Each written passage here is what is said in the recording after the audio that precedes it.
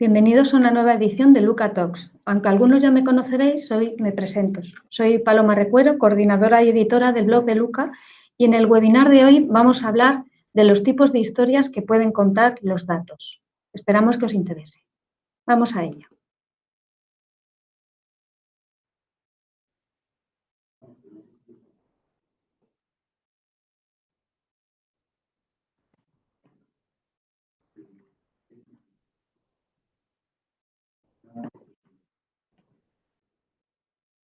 ¿A quién no le gustan las historias? Los humanos somos seres sociales, somos seres que se comunican mediante relatos. Y estos relatos pueden ser de todo tipo. Una película, una narración junto al fuego, una canción, un chiste, un poema. El caso es que cuando escuchamos historias estamos más abiertos a creer lo que nos quieren transmitir, somos menos escépticos y por ese motivo nos cuesta mucho menos recordar una historia que una estadística. Nos es más fácil retener en la memoria un relato que un dato numérico puro y duro. Pero ¿cómo tomamos decisiones las personas?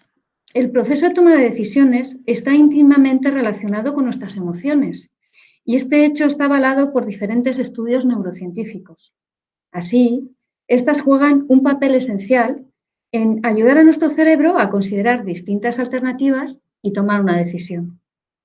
Por tanto, las historias capaces de despertar nuestras emociones son las que nos mueven a la acción, que es precisamente el objetivo de lo que se conoce como Data Storytelling, Analytical Stories, o para que nos entendamos mejor, historias de datos.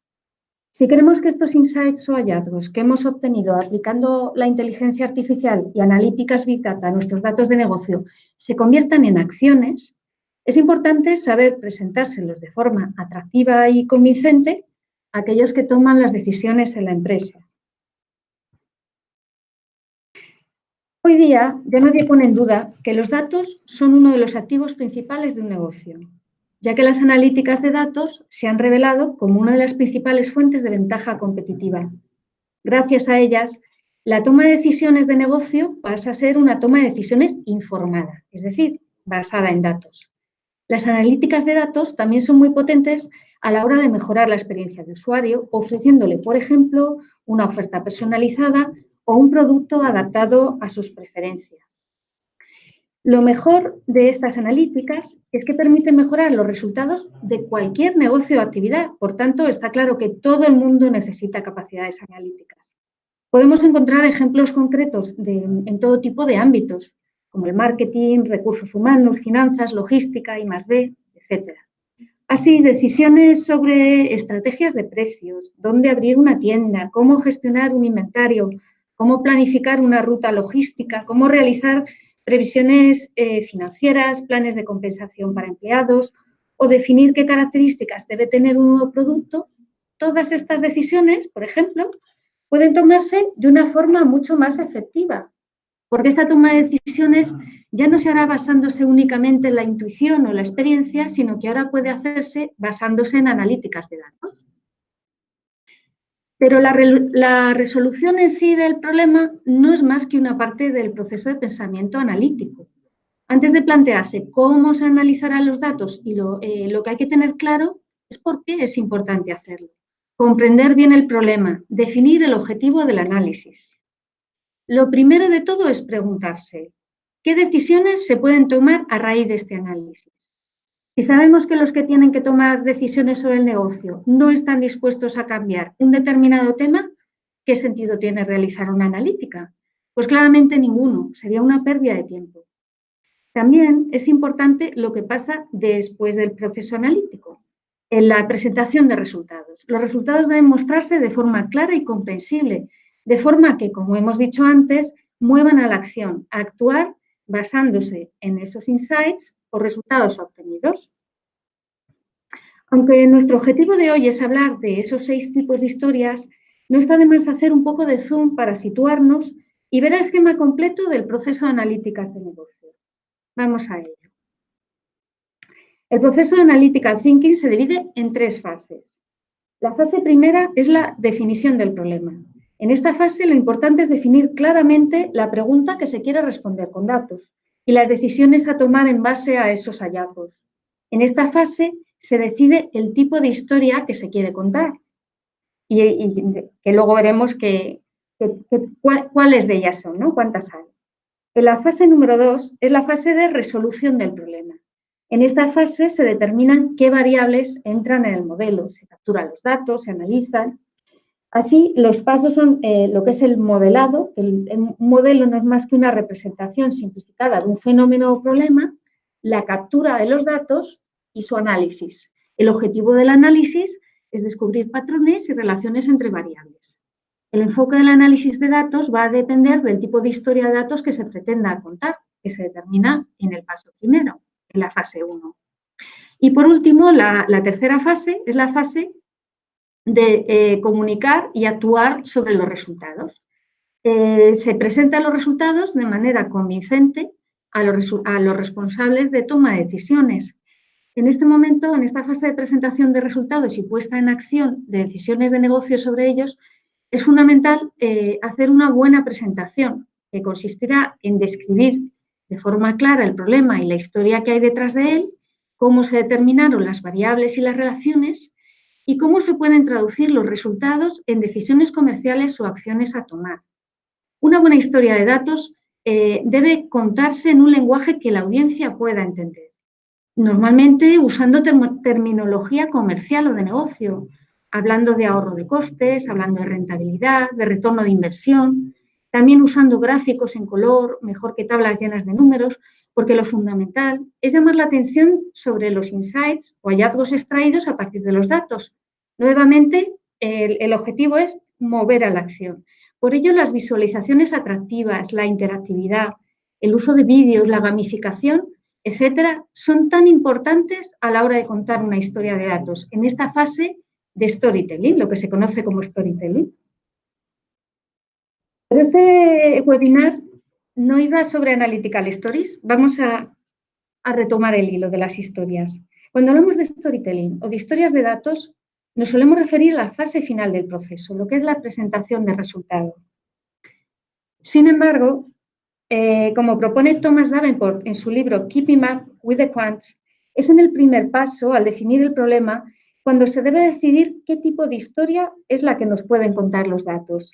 Davenport en su libro nos propone la siguiente tipología. Son 6 historias: historia tipo CSI, historia Eureka, lo encontré, científico loco, la historia tipo encuesta, la historia predictiva y la historia y esto fue lo que pasó.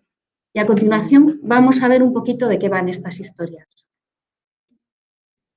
Las diferencias entre unas historias y otras vendrán marcadas por 4 dimensiones: el tiempo, el enfoque, el método y la profundidad del análisis. Por ejemplo, no es lo mismo contar una historia analítica sobre el pasado, como los típicos análisis descriptivos tipo evolución de stock o resultados de una campaña concreta, que contar una historia sobre el presente, como ocurre con las encuestas, o los típicos ejemplos de analíticas predictivas, que son historias del futuro.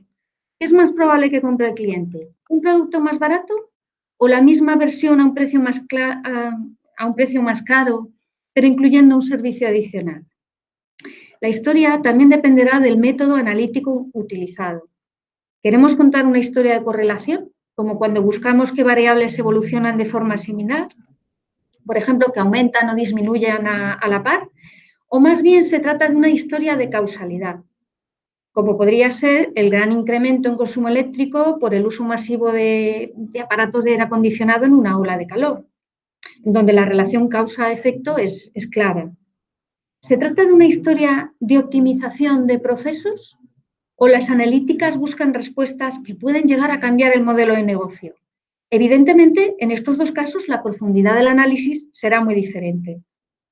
Visto esto, hay muchas formas de contar una historia de datos, pero todas tienen algo en común. Empezaremos por el final, el happy end, y seguiremos desgranando el curso de la acción recomendable para llegar a este fin. ¿Qué pasos debemos dar para lograr este objetivo? Dejaremos los procesos analíticos y terminología más técnica para otro momento. Lo importante, lo primero, es convencer de la necesidad de emprender una acción determinada. Posteriormente, si es preciso, se podrán aclarar todos estos detalles. Empecemos con las historias. La historia CSI. Seguro que muchos de vosotros conocéis la serie de televisión CSI. Es una serie estadounidense que trata sobre el trabajo del Laboratorio de Criminalística de la Policía de Las Vegas, a los que luego se sumaron los de la Policía de Miami y la Policía de Nueva York. La idea central de la serie es ver cómo los datos se utilizan para investigar la naturaleza del problema y encontrar la solución. El caso típico de aplicación de estas historias es la mejora de la eficiencia de un proceso. No estamos hablando de repensar el modelo de negocio, sino de mejorar un aspecto muy concreto.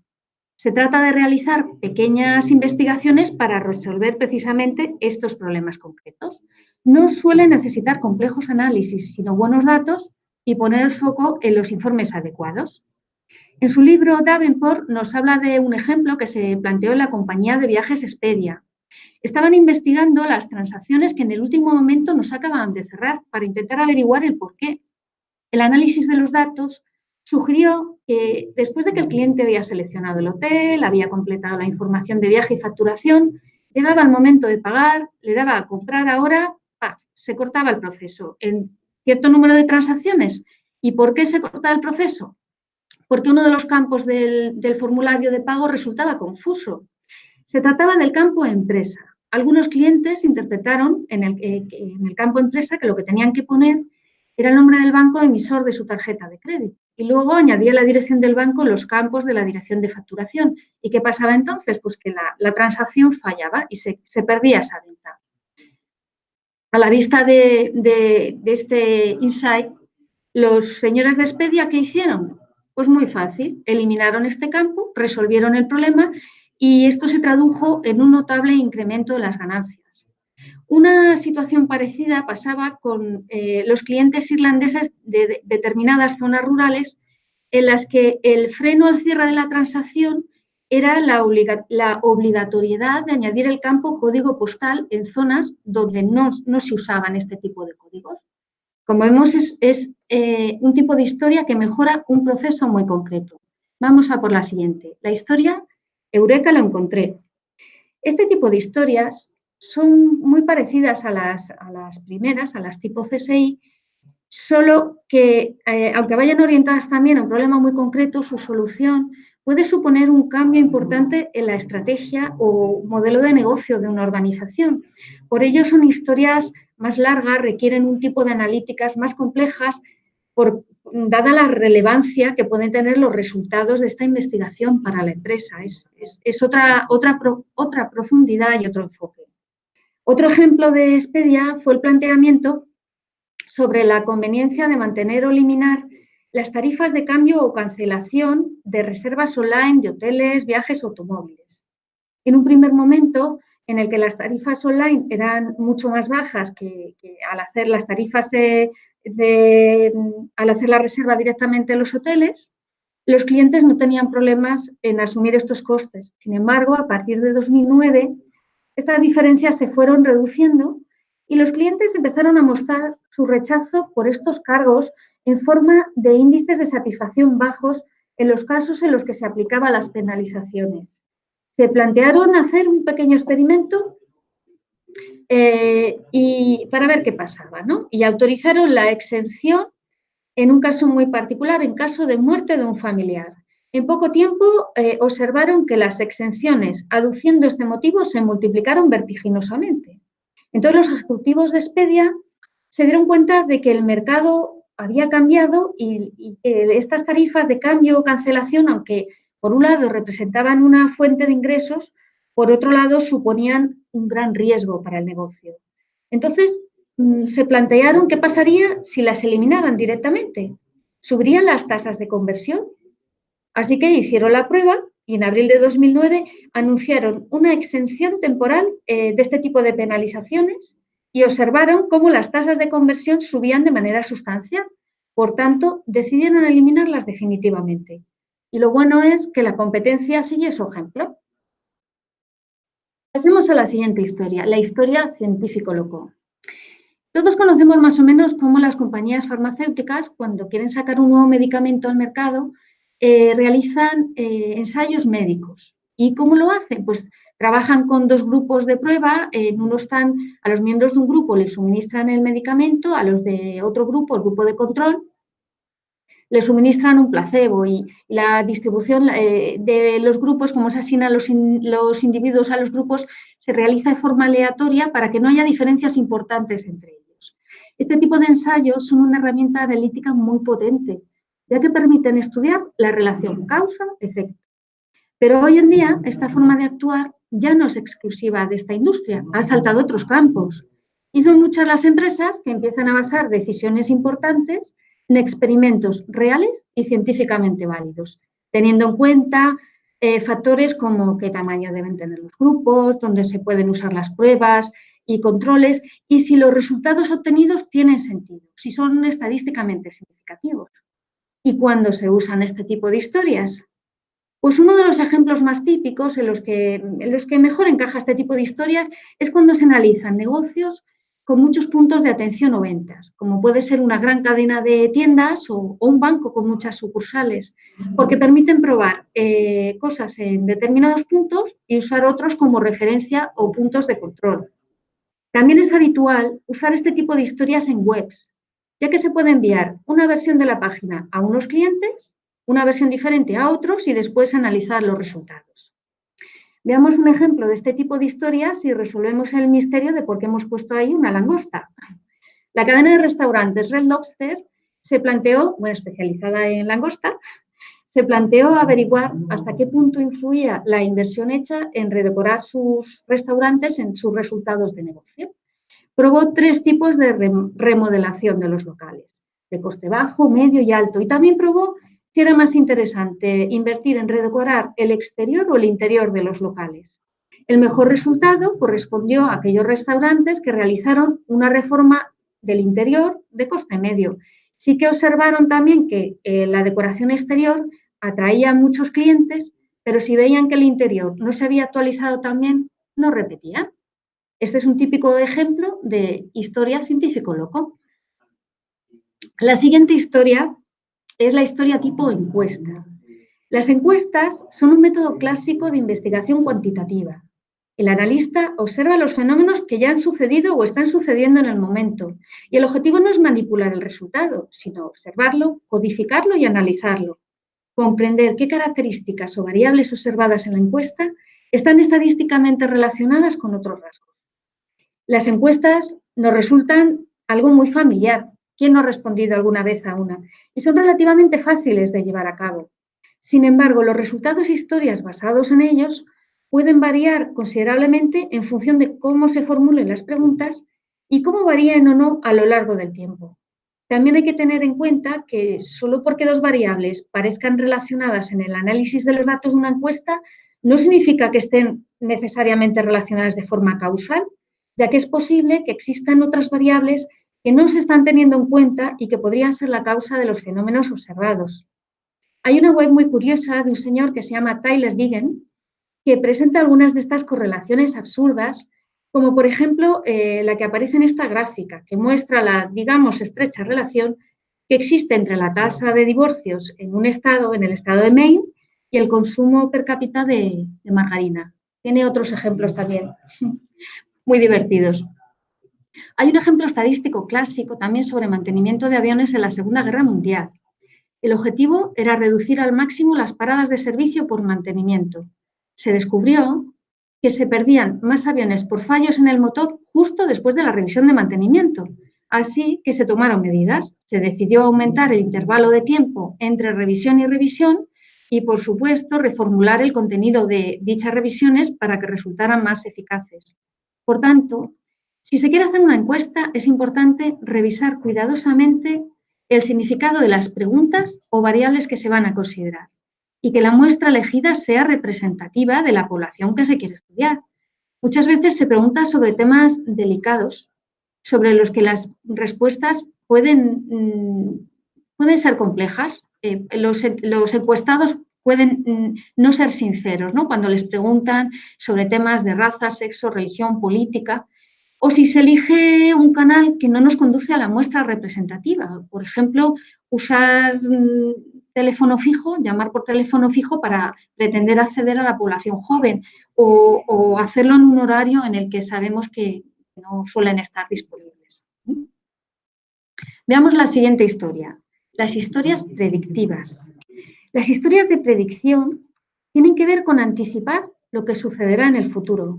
Es evidente que no podemos obtener datos sobre el futuro, no tenemos una bola de cristal, no podemos saber lo que pasará, pero sí podemos usar datos del pasado y analizarlos para comprender qué factores impulsan los eventos pasados y así poder hacer una extrapolación que nos permita predecir comportamientos futuros. Es lo que se conoce como análisis predictivo o modelado predictivo. Y es muy fácil encontrar ejemplos de este tipo de historias predictivas, algunos muy específicos. Por ejemplo, la típica historia de respuesta a una oferta. Si ofrezco a mis clientes les ofrezco un envío gratis para compras mayores de 50 euros en los próximos días, ¿cuáles de ellos responderán y comprarán? O, por ejemplo, el típico problema de deserción de clientes o churning. ¿Qué tipo de clientes, qué clientes cuyas pólizas tienen un importe mayor de 200 euros es previsible que no renueven este año? ¿Y si les mando una oferta de renovación con un pequeño descuento premiando su fidelidad? Hay muchas otras posibilidades de análisis predictivo, aunque el enfoque más común es determinar qué oferta será más atractiva para el cliente. Estos análisis están cada vez más automatizados y pueden generar una gran cantidad de ofertas personalizadas para los clientes basadas en su ubicación, edad, sexo, actividad online reciente, etc. Es un sistema extremadamente ágil. Por supuesto que también con las historias predictivas, en realidad con cualquier predicción, si lo que se obtiene son resultados sin sentido, habrá que volver atrás y revisar los datos y el análisis. También hay que recordar que las historias predictivas usan datos del pasado para contar historias sobre el futuro, pero si las condiciones de contorno, si ha habido cambios sustanciales en el entorno, desde que se hizo el análisis, es muy posible que esas predicciones ya no se cumplan. Y pasamos, por último, al último tipo de historia que nos plantea Davenport, y esto fue lo que pasó. Estas son las historias que simplemente cuentan lo que sucedió con los datos y quizás son las más comunes. Proporcionan los hechos.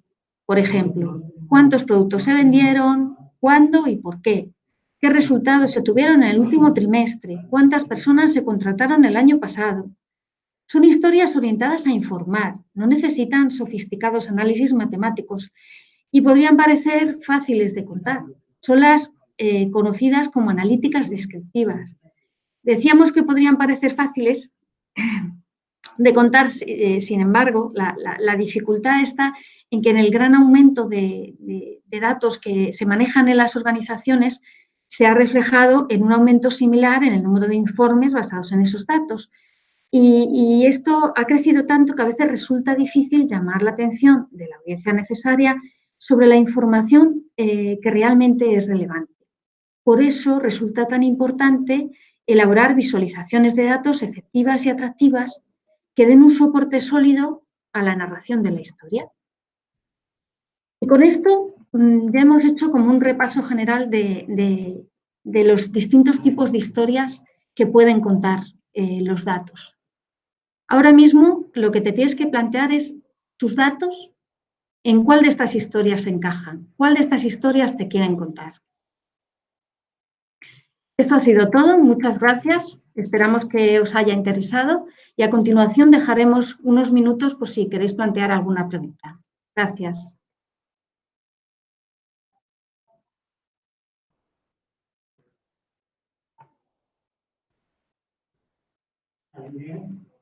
Vamos a esperar un poco.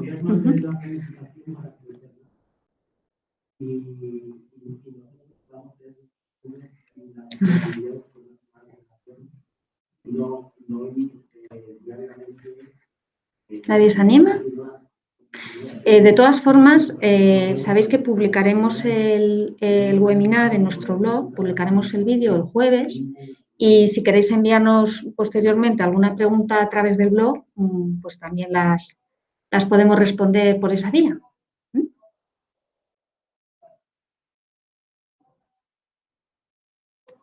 Pues si no hay ninguna pregunta, nos despedimos hasta el próximo webinar. Esperamos que os haya interesado y bueno, pues buenas tardes. Adiós.